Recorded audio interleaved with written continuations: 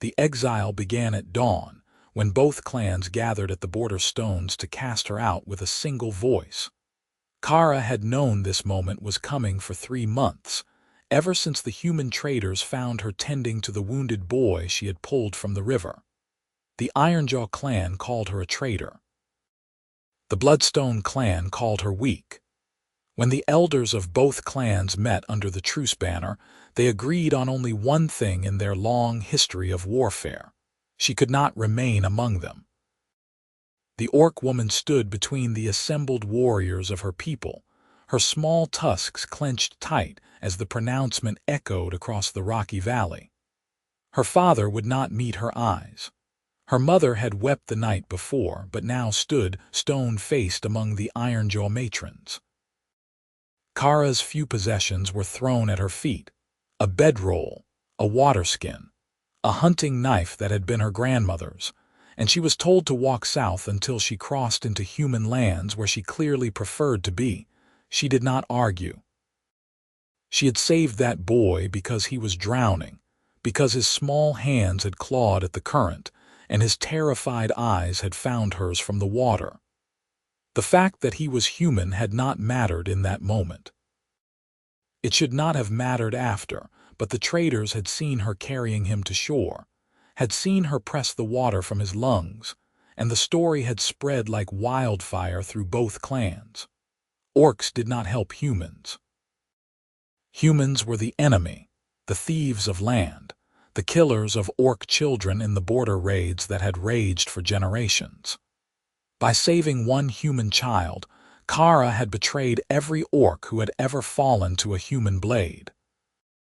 The morning was cold as she gathered her things and turned her back on the only home she had ever known. No one spoke. No one said goodbye. The silence was worse than any curse they could have shouted. She walked with her head high, her green skin prickling in the chill air, and did not let herself look back even when she heard her younger sister sob. The land changed as she walked. The rocky crags and sparse pines of orc territory gave way to rolling hills and deciduous forests. She followed game trails south, always south, drinking from streams and sleeping in hollow trees. She saw no one for 5 days. On the 6th day, she spotted smoke from a distant farmstead and altered her course to avoid it. Humans would not welcome her any more than her own people had. She was alone now, truly alone, and the weight of that reality settled into her bones like winter frost. By the 10th day, her supplies were nearly gone. She had caught a rabbit on the 8th day, but had not seen game since. The knife was good for hunting, but her heart was not in it. She walked because walking was all she had left, each step taking her further from everything she had known and toward nothing at all. The land here was gentler, with cultivated fields in the distance and stone walls marking property lines. She skirted around them, keeping to the woods, until the afternoon when the rain began. It was not a gentle rain, but a pounding deluge that soaked through her leather tunic and made the ground treacherous. Kara stumbled through the downpour, looking for shelter, and found herself at the edge of a clearing. Through the sheets of rain, she could see a fence, sturdy and well-made, running along the border of plowed fields. Beyond the fence stood a cottage with smoke rising from its chimney, and a barn with its doors closed against the weather. She stood at the fence line, gripping the wet wood, and knew she could go no further. Her legs gave out. She sank down with her back against the fence post, rain streaming down her face, and closed her eyes. If this was where her journey ended, so be it. She had nothing left to give. She did not know how long she sat there before she heard the voice. Holy hell, there's someone out here. Kara's eyes opened to see a man running toward her through the rain. He was human, tall and broad-shouldered, with dark hair plastered to his head, and concern etched across his face. She tried to stand to run, but her body would not obey. He reached the fence and stopped short, his eyes widening as he took in her green skin, her tusks, her pointed ears. "You are an orc," he said, and there was no hatred in his voice, only surprise. "I am," Kara managed, her voice rough from days of disuse. "I will leave your land. I only needed to rest. In this weather, you will die out here." He vaulted the fence with easy grace and crouched beside her, studying her face. "Can you walk?" "I can manage." "That was not what I asked." Before she could protest, he slipped an arm around her shoulders and helped her to her feet. She was tall for an orc woman, but he matched her height, and he was stronger than he looked. "Come on. Barn first, get you out of this rain." "You would shelter me?" Kara asked, bewildered. "I would not leave a dog out in this storm, much less a person." He guided her along the fence to a gate, then across the muddy yard to the barn. The doors were heavy, but he shouldered one open and brought her inside, into the dry warmth that smelled of hay and animals. A cow looked up from its stall with mild interest. Chickens roosted in the rafters. The man settled her on a hay bale and stepped back, running a hand through his wet hair. "Wait here. I will bring blankets and something hot to drink." He was gone before she could respond, splashing back across the yard to the cottage. Kara sat shivering, trying to make sense of what was happening. She had expected violence or fear from the first human she encountered. Instead, this man had helped her without hesitation, had touched her without revulsion. She looked down at her hands, at the green skin that marked her as other, and wondered what kind of human he was. He returned with an armful of wool blankets and a steaming mug. "Here, drink this. It is just broth, but it is hot." Kara accepted the mug with trembling hands and sipped. The liquid was salty and rich, warming her from the inside. He draped a blanket around her shoulders, then another, until she was cocooned in wool. "Thank you," she said quietly. "You are welcome." He sat down on a hay bale across from her, studying her with frank curiosity. "I am Yates Xander. This is my farm, Kara, no clan now." His expression softened with understanding. "Exiled," she nodded, not trusting her voice. "For what crime?" "I saved a human child from drowning." Yates was quiet for a long moment. When he spoke, his voice was gentle. "That is no crime. That is mercy. My people did not see it that way. Neither clan would have me after that. Both clans. I did not know orcs could agree on anything." Despite everything, Kara felt her lips twitch. It seems exile was worth setting aside their differences. "Well," Yates leaned back against the barn wall, "their loss is my gain, I suppose. I could use help around here if you are willing to work for your keep." Kara stared at him. "You would let me stay? Why not?" "Planting season is coming, and this farm is too much for one man. You look strong, and if you are anything like the orc warriors I saw during my army days, you can work harder than 3 humans. I will give you shelter, food, and fair wages.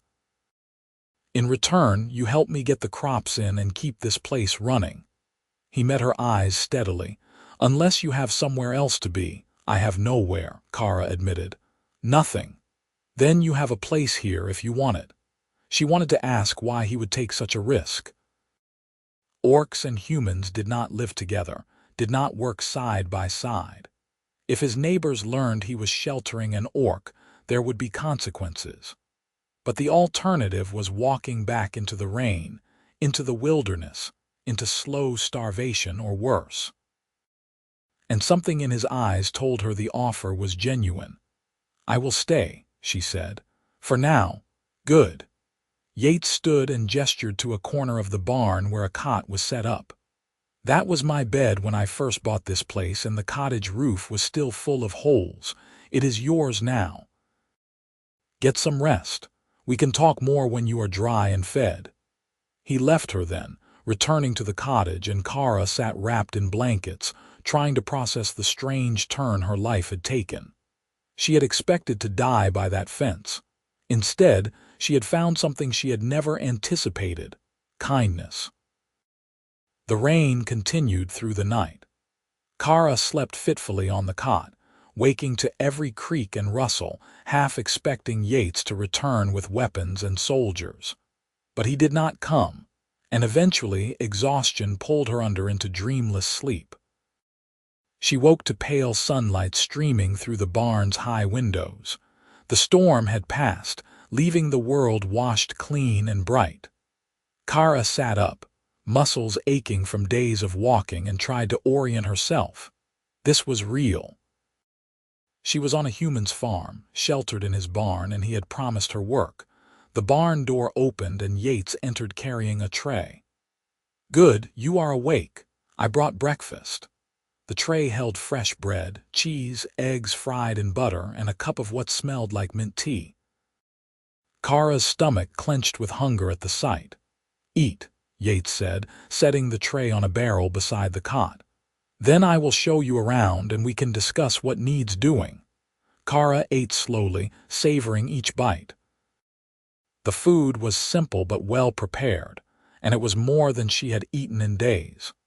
Yates busied himself with the animals while she ate, milking the cow and scattering grain for the chickens.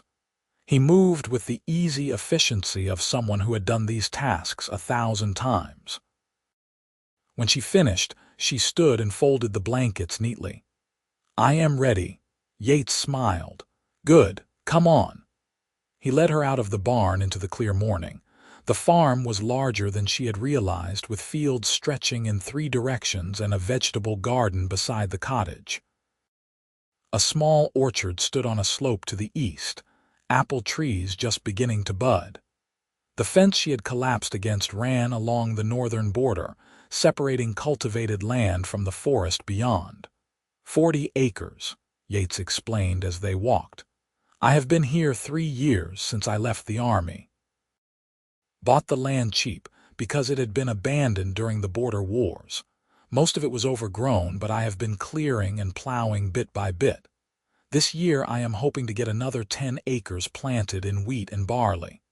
"You were a soldier?" Kara asked. "For 6 years. "Infantry, mostly border patrols." He glanced at her. "I know what you are thinking.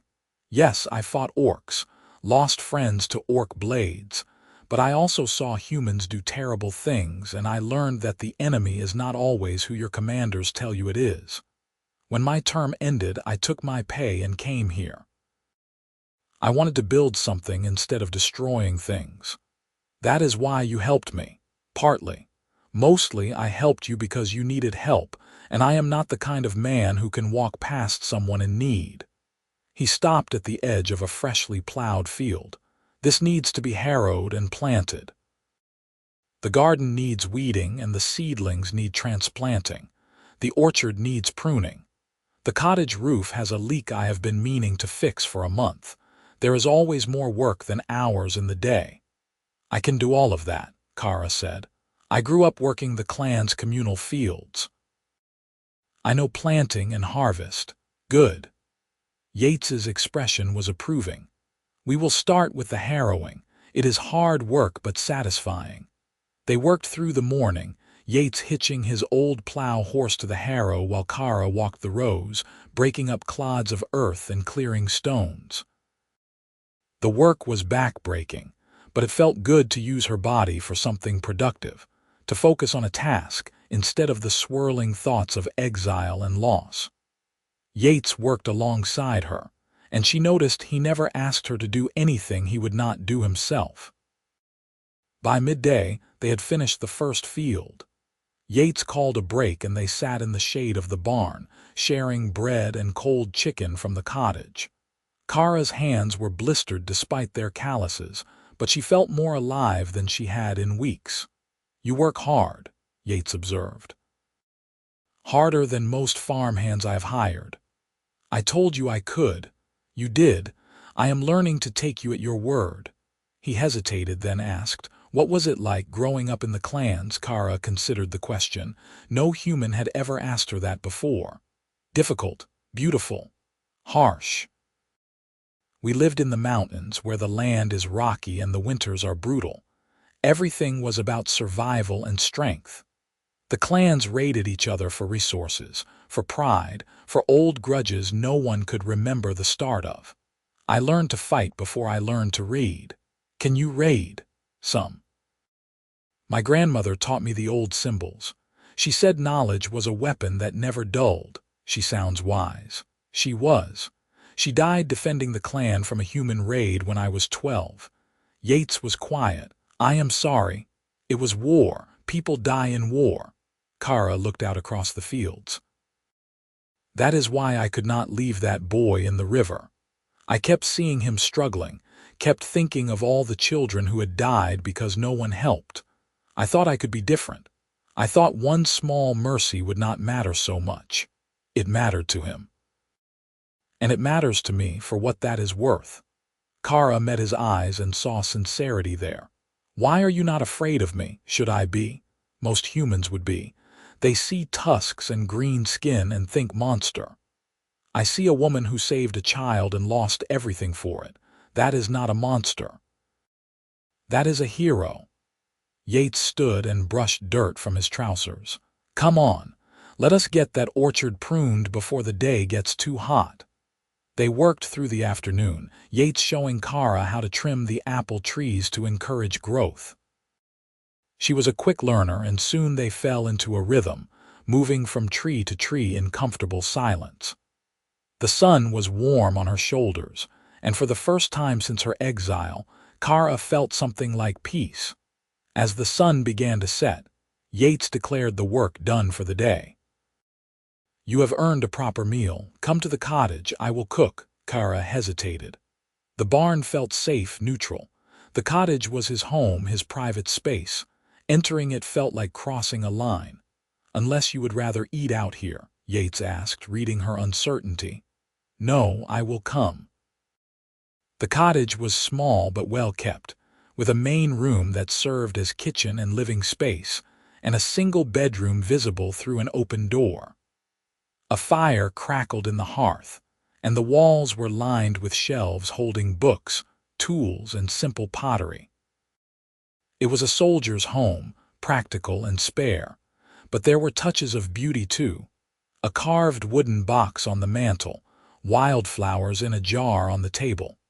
Yates set to work preparing dinner, moving around the kitchen with practiced ease. Kara sat at the table, watching as he chopped vegetables and stirred a pot of stew. The domesticity of it was strange and soothing. You cook well, she observed. Army taught me. You learn fast when the alternative is eating slop. He glanced over his shoulder at her. Can you cook? Simple things, mostly roasted meat and foraged greens. I will teach you more if you want. Cooking is like farming. It is about patience and knowing when things are ready. They ate at the table as darkness fell outside. The stew was rich with herbs and the bread was fresh from that morning's baking. Kara ate until she was full, then sat back, feeling more content than she had in months. Thank you, she said, for all of this. You worked for it. I should be thanking you. I got more done today than I usually do in 3. Yates poured them both cups of ale from a small barrel. Tell me, what do you miss most about your clan? The question surprised her. My sister. She is younger, still learning to hunt. I wonder if she will remember me or if they will teach her to forget. Family is hard to forget. Is your family nearby? Dead. Parents died when I was young, no siblings. The army was my family for a long time, and then I left that too, he shrugged. This farm is my family now. The land, the animals. It is enough. Kara heard the loneliness beneath his words and recognized it. They were both exiles in their own ways, both building new lives from the wreckage of old ones. She helped him clean up after dinner, then retreated to the barn as the night deepened.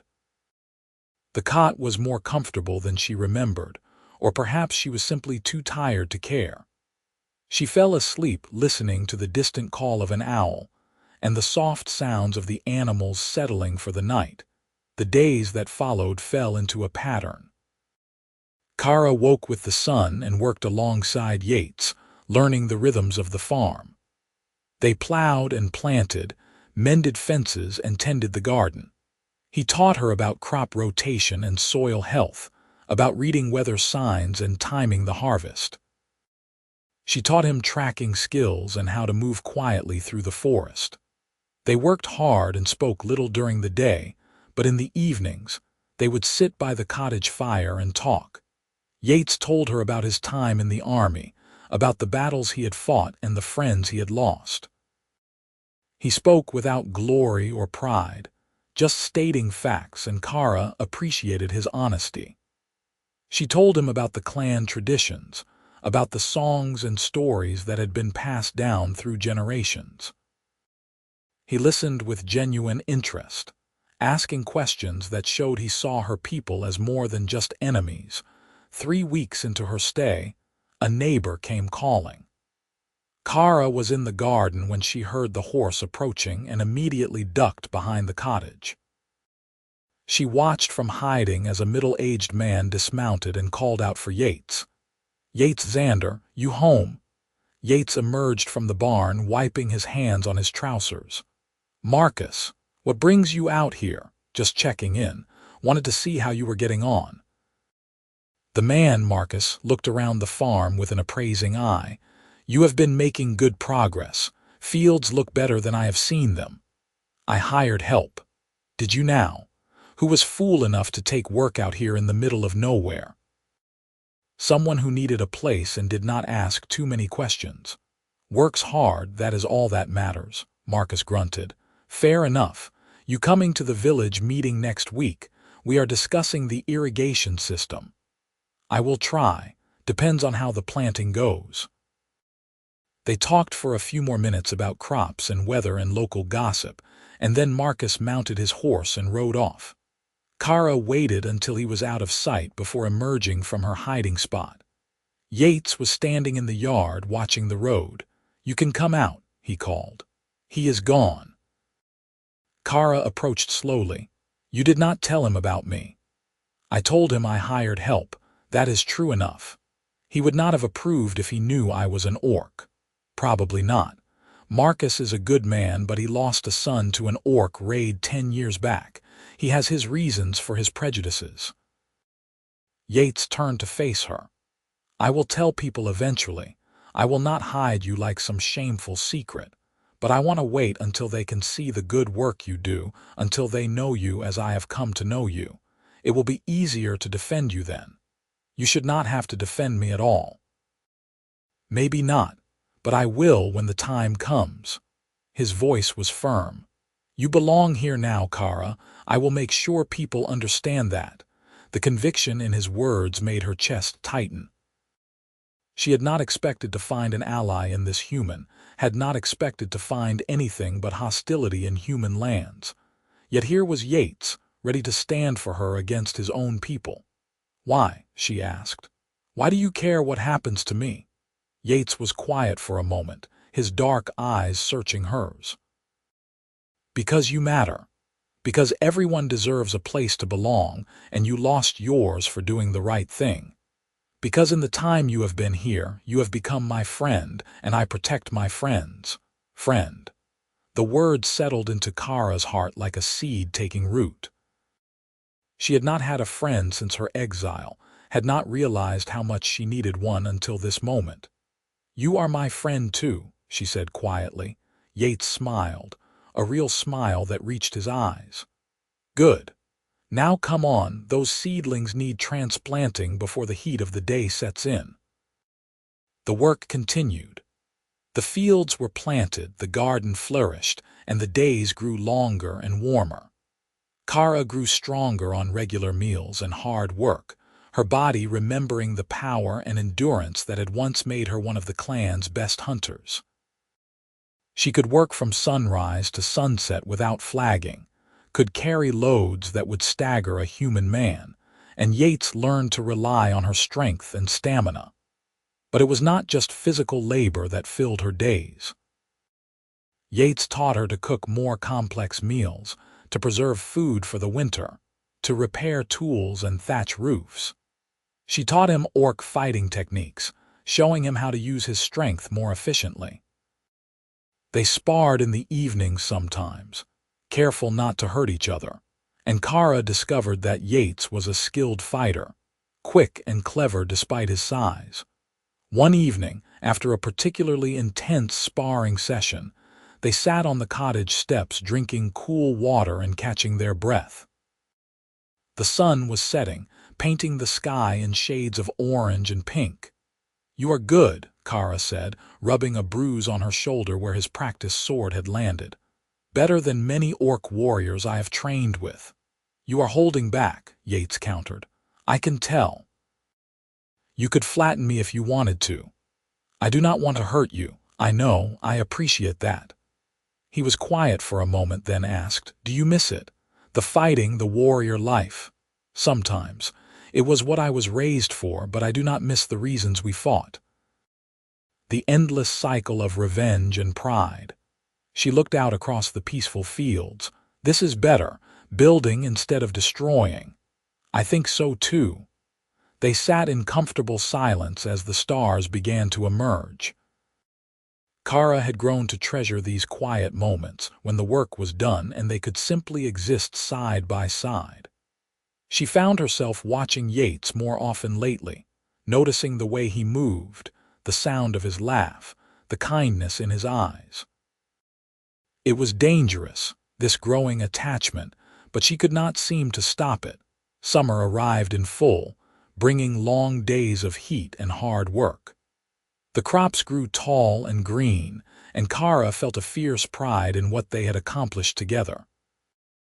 This farm, this life, felt like hers in a way the clan territories never had. Here, she was not judged for her choices or expected to conform to rigid traditions.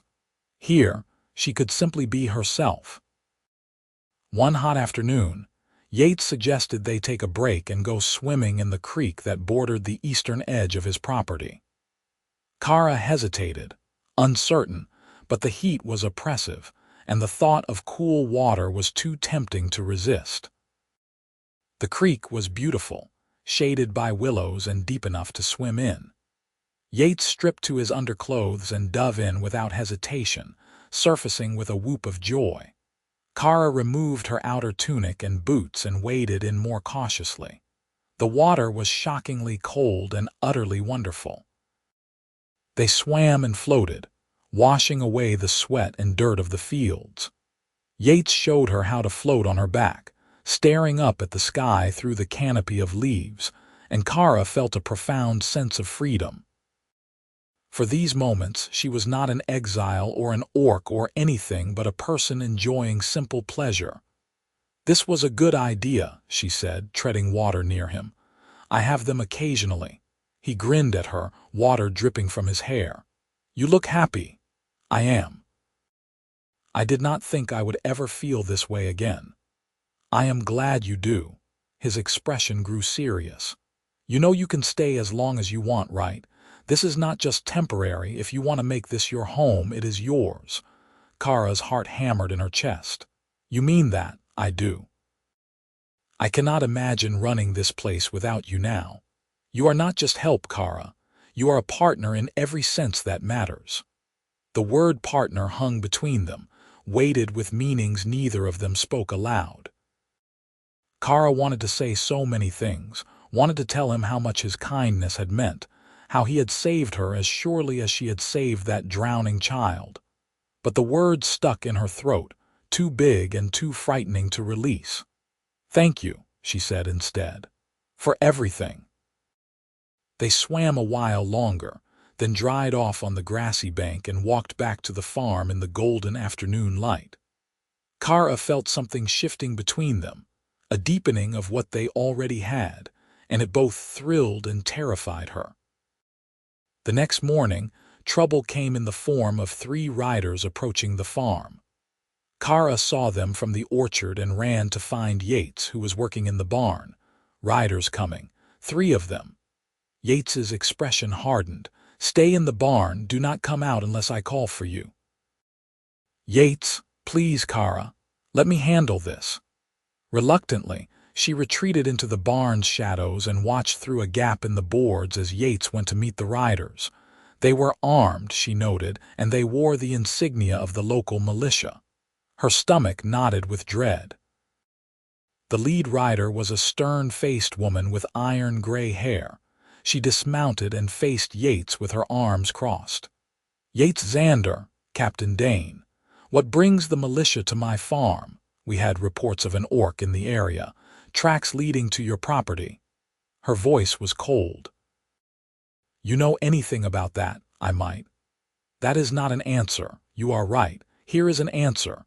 Yes, there is an orc on my farm. She works for me.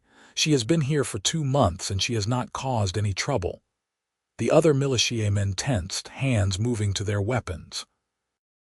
Captain Dane's eyes narrowed. "You are harboring an orc. Do you have any idea how dangerous that is?" "She is not dangerous. She is a farmer, same as me. Orcs are enemies of humanity. They have killed our people, burned our villages. You fought them yourself, Xander. How can you defend this?" "Because she is not responsible for what other orcs have done, any more than we are responsible for every crime committed by humans." Yates stood his ground, his voice steady. "She was exiled by her own people for showing mercy to a human child. That makes her an outcast, not an enemy. Or it makes her a liar feeding you a story you want to hear. I know truth when I hear it, and I know good character when I see it. She has worked harder and complained less than any farmhand I have ever hired. She has earned her place here." Captain Dane's jaw tightened. "The law is clear. Orcs are not permitted in human settlements without special dispensation. You are in violation. This is my land, not a settlement. The law applies regardless. If you do not turn over the orc, I will be forced to arrest you both." From her hiding place, Kara made a decision. She could not let Yates suffer for her presence. She stepped out of the barn, walking into the sunlight with her head high. The militiamen immediately drew their weapons, but she ignored them, focusing on the captain. "I am Kara, no clan," she said clearly. "Yates Xander speaks true. I was exiled for saving a human boy from drowning. I have been here 2 months. I have harmed no one. I have worked his land and asked only for shelter and food in return." Captain Dane studied her, taking in her work-worn clothes and calloused hands. "You expect me to believe an orc would work peacefully alongside a human? Believe what you wish. It is the truth. Even if I believed you, the law is the law. Orcs are not welcome here." "Then change the law," Yates said sharply, "or at least have the courage to admit it is unjust." "Watch your tongue, Xander. I could arrest you for treason. For employing someone who needed work. For giving shelter to someone who had none. If that is treason, then I am guilty and proud of it." The standoff stretched taut as a bowstring. Kara could see the calculations running behind Captain Dane's eyes, weighing duty against reason. Finally, the older woman sighed. "I should take you both in. But you were a good soldier, Xander, and I owe you for saving my nephew at the Battle of Raven's Ford." She looked at Kara. "I will give you 1 month. If in that time there are any complaints, any incidents, any reason at all to think you are a danger, I will come back with a full company and it will not end well. Understand?" "I understand," Kara said. 1 month. After that, I will need to take this to the magistrate and get official dispensation if you want to stay. Until then, keep your head down and do not give anyone cause for alarm." Captain Dane remounted her horse, and the militia rode off, leaving Kara and Yates standing in the dusty yard. When they were out of sight, Yates turned to her. "You should have stayed hidden. You were about to be arrested because of me. I could not allow that. I can handle the militia. I know. But you should not have to." Kara met his eyes. "We are partners, remember. That means we face trouble together." A slow smile spread across Yates's face. "Together. I like the sound of that." The month that followed was tense. Kara worked harder than ever, determined to prove her worth to anyone who might be watching. Yates took her to the village with him when he went for supplies, introducing her to the shopkeepers and farmers. The reactions were mixed. Some people were hostile, muttering about orc savages and keeping their distance.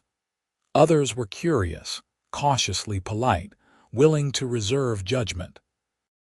Marcus, the neighbor who had visited months before, came by one evening. Yates invited him in for supper, and Kara served the meal she had prepared, a hearty stew with fresh bread. Marcus ate in silence, his expression unreadable. Finally, he set down his spoon and looked at Kara. "My son died in an orc raid. He was 16 years old. They burned our village and killed everyone they could find." Kara met his eyes steadily. "I am sorry for your loss. I know words cannot change what happened, but I am sorry."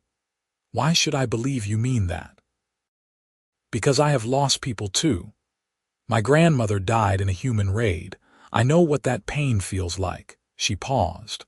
"I cannot undo the past, but I can choose to be different, to build instead of destroy. That is all any of us can do." Marcus was quiet for a long moment. Then he nodded slowly. "Yates says you are a hard worker, that you have helped him get more done this season than the last 3 combined. We work well together." "I can see that." Marcus stood. "I will not pretend I am comfortable with this, but I will speak for you at the magistrate's hearing. One voice might not count for much, but it is what I can offer." "Thank you," Kara said, and meant it. After Marcus left, Yates turned to her with admiration in his eyes. "That was well done. I only spoke the truth. The truth can be the hardest thing to speak." He reached out and squeezed her hand, and Kara felt warmth spread through her at his touch. The hearing before the magistrate took place on a sweltering summer day. The village meeting hall was packed with people, some curious, some angry, all wanting to see the orc who had been living among them. Kara stood before the magistrate, a severe man with a gray beard, and told her story. Yates stood beside her, and when she finished, he spoke on her behalf. "This woman has worked my land, lived peacefully, and asked for nothing but a chance to survive. She saved a human child when she could have let him drown.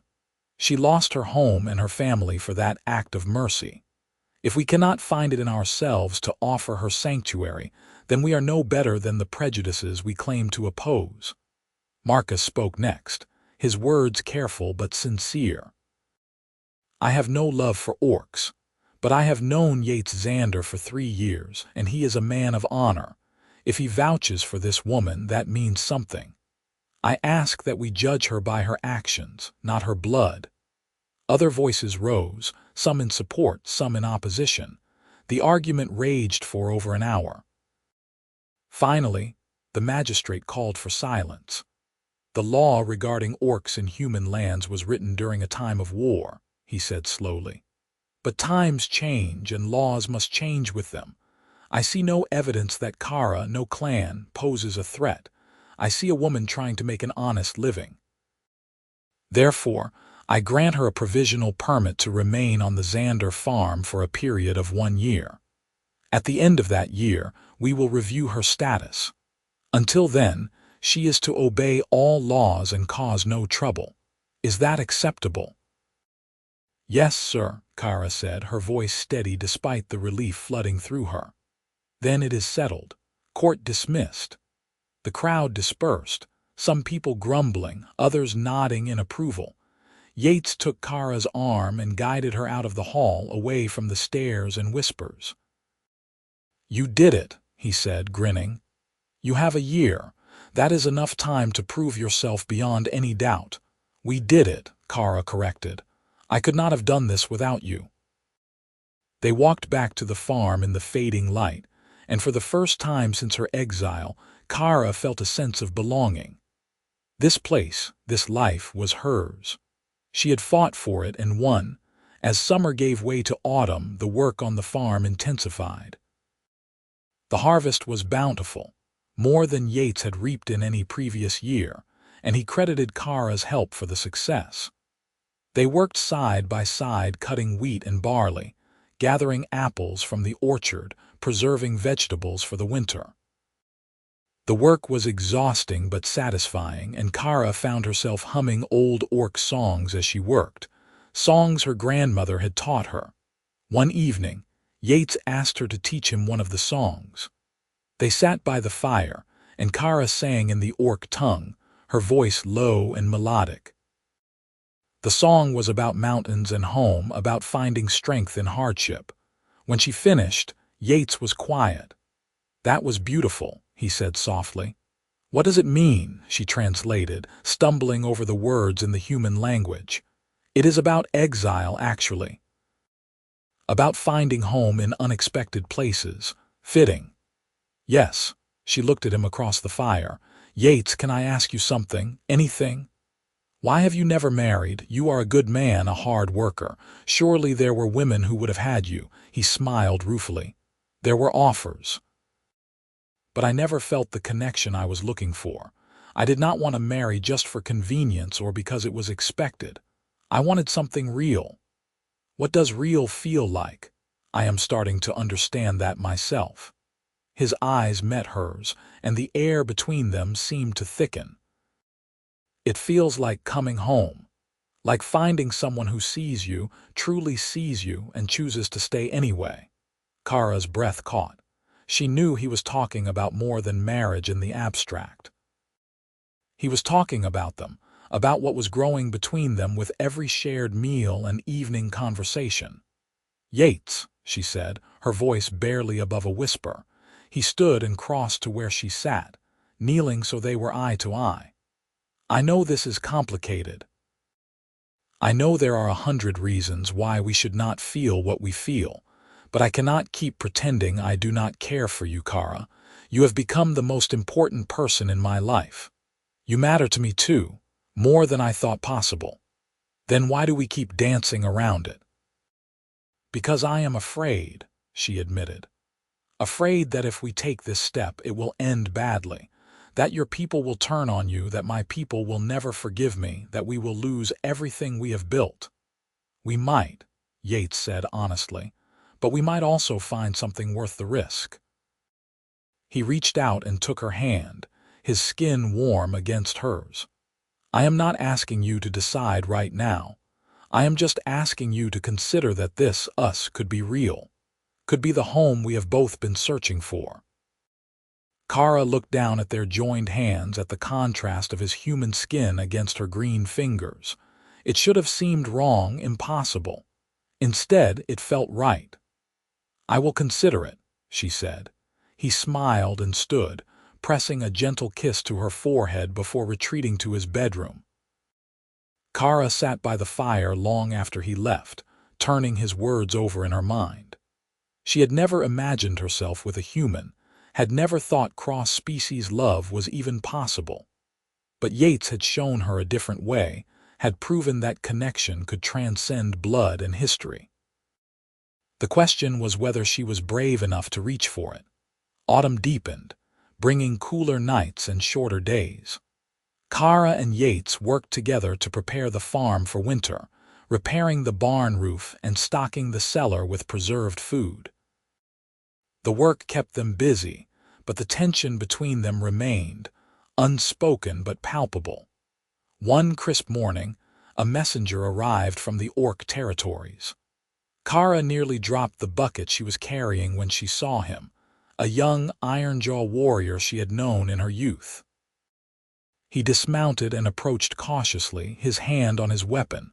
"Kara, daughter of Groth," he said formally.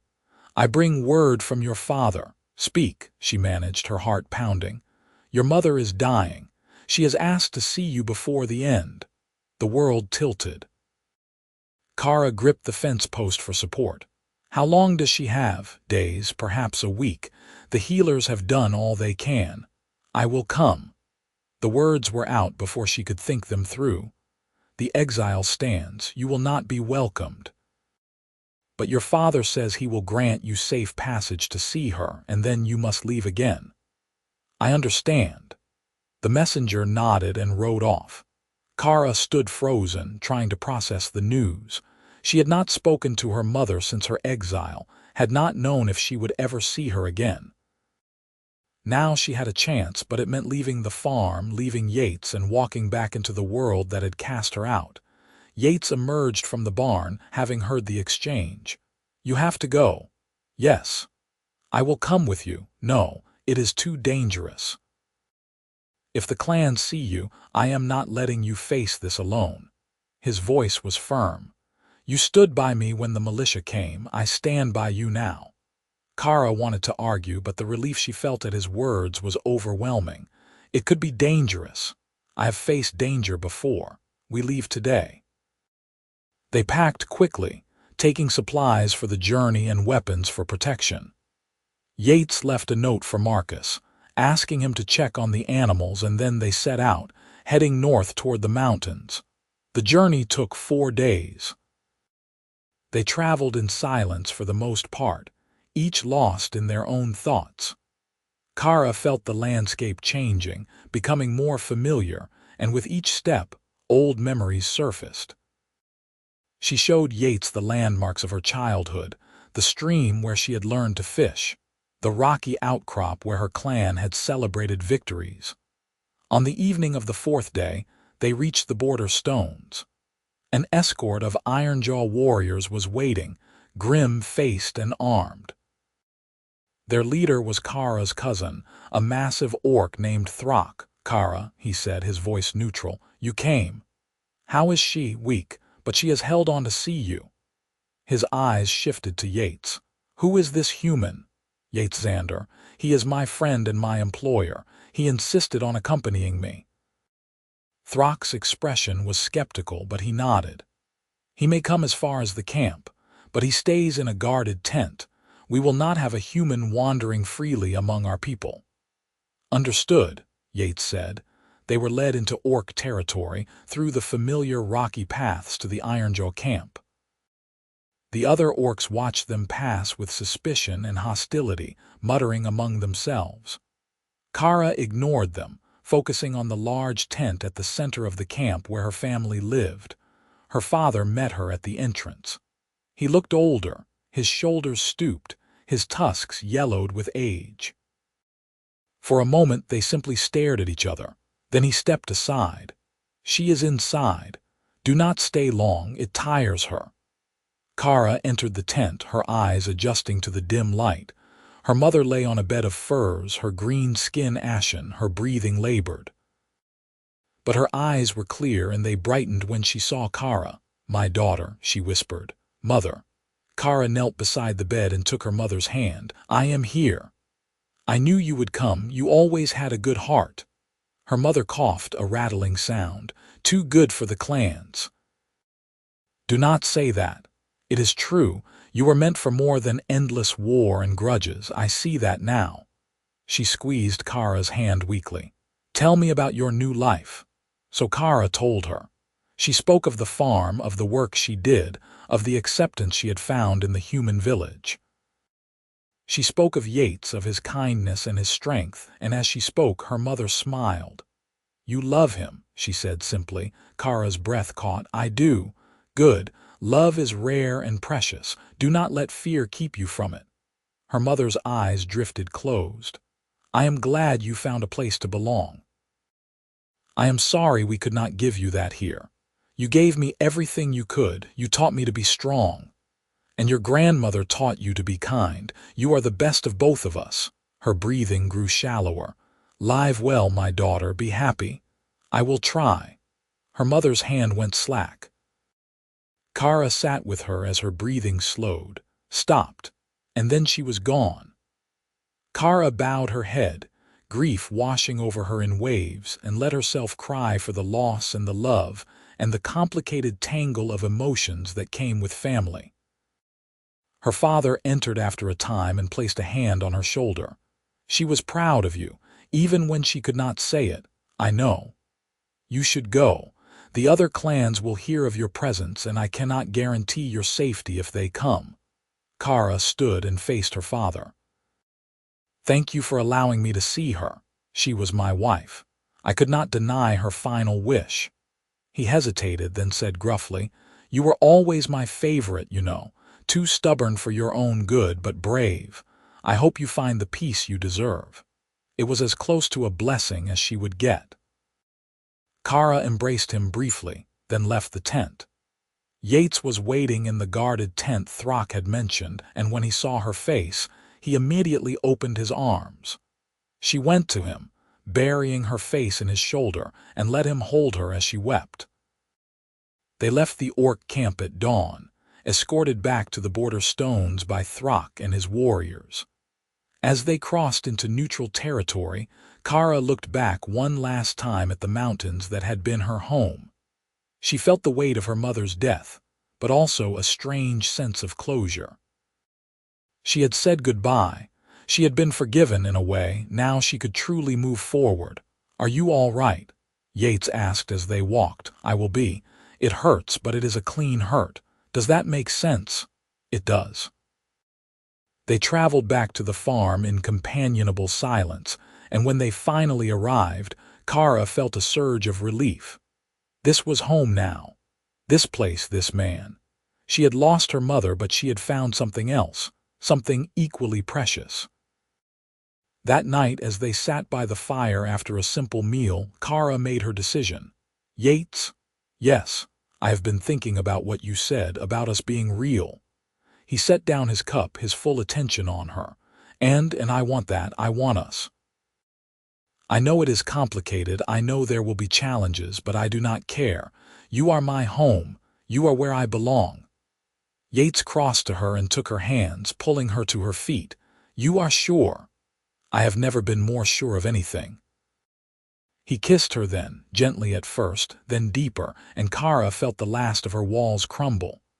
This was right. This was real. Everything else they would figure out together. When they finally pulled apart, both breathless, Yates rested his forehead against hers. "I love you, Kara. I have for a long time. I love you too." They stayed up late talking, making plans for the future. Yates wanted to expand the farm, to hire more workers and create a place where humans and orcs could work together. Kara wanted to start a garden of orc medicinal herbs, to blend her knowledge with his. They talked about building a larger house, about the possibility of children someday, about creating a legacy that honored both their peoples. Winter came, blanketing the farm in snow. Kara and Yates worked together to keep the animals fed and the cottage warm. They spent long evenings by the fire, talking and laughing, and simply being together. The village gradually grew more accepting of Kara, especially as word spread of her mother's death and her bravery in returning to say goodbye. In the spring, as the snow melted and the first green shoots appeared in the fields, Yates asked Kara to marry him. He did it simply, with no grand gestures, just a quiet question as they worked in the garden. "Will you marry me, Kara? Will you be my wife, my partner in all things?" She looked at him, at the man who had given her shelter when she had nothing, who had stood by her against prejudice and law, who had taught her that love could bridge any divide. "Yes," she said. 1,000 times yes. They were married a month later in a simple ceremony at the farm. Marka stood as Yates's witness, and to Kara's surprise, her sister appeared, having made the dangerous journey from orc lands to be there. The magistrate who had granted Kara's permit performed the ceremony, and a small crowd of villagers attended, their presence a sign of growing acceptance. As Kara and Yates exchanged vows, promising to love and support each other through all the seasons of life, she thought of the journey that had brought her here. She had been exiled, cast out by both clans, and had walked until she could walk no more. She had collapsed by a fence, ready to die, and instead had found salvation. The reception was held in the barn, decorated with wildflowers and ribbons. There was music and dancing, and Kara taught the villagers some of the orc dances while Yates taught her sister the human reels. The barriers between the two peoples seemed to dissolve, at least for one magical evening, and Kara allowed herself to hope that this could be the beginning of something larger, a bridge between worlds. As the celebration wound down and the guests departed, Kara and Yates stood in the yard, looking out over their land. The fields were planted, the animals were healthy, and the future stretched before them full of possibility. "We did it," Yates said, pulling her close. "Against all odds, we built this." "We did," Kara agreed, "and we will keep building, keep growing, together." He kissed her soft and sweet, and Kara felt a profound sense of peace. She had lost her clan, her family, her entire world. But she had gained something better. A partner who saw her for who she truly was, a home where she belonged, and a love that transcended every boundary. The years that followed were not without challenges. There were still those who opposed their marriage, who saw Kara as a threat or an aberration. But for every voice of hate, there were two of acceptance. Other orcs, hearing of Kara's story, began to seek refuge in human lands, and Yates and Kara made it their mission to help them find work and homes. They turned their farm into a sanctuary of sorts, a place where anyone who needed a fresh start could find one. Kara's sister visited regularly, and through her, Kara maintained a tenuous connection to her people. The clans were changing too, slowly, as a new generation questioned the old hatreds. It would take time, perhaps generations, but Kara believed that peace was possible. She had seen it in her own life, had lived it every day with Yates. 3 years after their marriage, Kara gave birth to their first child, a son with his father's dark hair and his mother's green-tinged skin. They named him Torin, and he became the joy of their lives. He was followed by a daughter 2 years later, and then another son. The children grew up knowing both human and orc cultures, learning the best of both worlds. The farm prospered beyond Yates's wildest dreams. With Kara's help and the labor of the refugees they employed, they expanded to over 100 acres, growing not just food but also herbs and medicinal plants that were valued throughout the region. They became known for their fairness and their willingness to hire anyone who worked hard, regardless of race or background.